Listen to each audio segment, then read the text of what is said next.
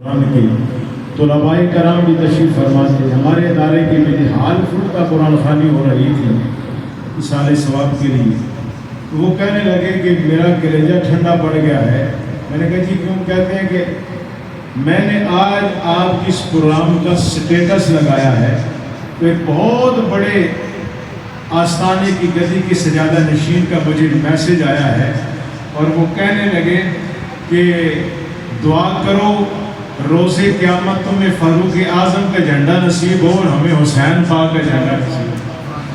مطلب یہ نہیں کہ یہ حالت بن چکی ہے کہ اگر کوئی فاروق اعظم کا دن منائے تو حسین پاک کا اسے تانا دیا جاتا ہے کہ یہ نہیں منا رہا. ارے ہمارے تو امام اہل سنت نے یہ بتا دیا کہ ہم صحابہ کے بھی در کے گدا ہیں اور اہل بیت کے در کے بھی گدا ہیں.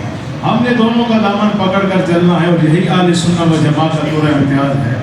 مزید اس پر گفتگو خطیب اہل سنت کوکب فلک خطابت علامہ پیر عز الدین کوکب صاحب دام اقبال ہو آپ فرمائیں گے.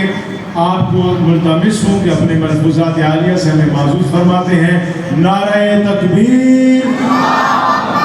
پتہ ہے آج یوم کس کا ہے؟ اسلامی سال کا پہلا دن یہ اس کی رات شروع ہو چکی ہے. یکم محرم الحرام آج شروع ہو چکا ہے اور صبح یکم محرم ہے اور یہ رات اسلامی ہمارا غروب آفتاب کے ساتھ ہی شروع ہو جاتا ہے.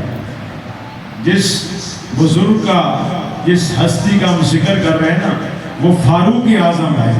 حق و باطل کے درمیان فرق کرنے والا ہے اور جس دن اس نے اسلام قبول کیا تھا نا اس دن نعرہ تکبیر سے مکہ کی پہاڑیاں بھی گونج اٹھی تھی. اس جذبے کے ساتھ نعرہ لگایا جائے یہ مراد مصطفیٰ بھی ہے داماد مرتضیٰ بھی ہے امیر المؤمنین خلیفہ دوم پر حق سیدنا فاروق اعظم رضی اللہ تعالیٰ عنہ جس کے بارے میں میرے نبی علیہ السلام فرمائے لوگوں اگر میرے بعد کوئی نبی ہوتا تو عمر نبی ہوتا.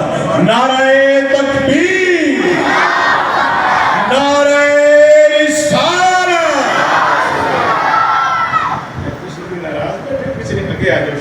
ضرور فرماتے ہیں آگے آ جائے شاہبہ پیچھے آنے جگہ میں شاہبہ آگے آ جائیں آگے آ جائیں خالی جگہ کو پورا کر لیں. صحابہ کی سنت نعرہ تکبیر نعرہ رسالت نعرہ تحقیق نعرہ حیدری نعرہ غوثیہ ہر صحابی نبی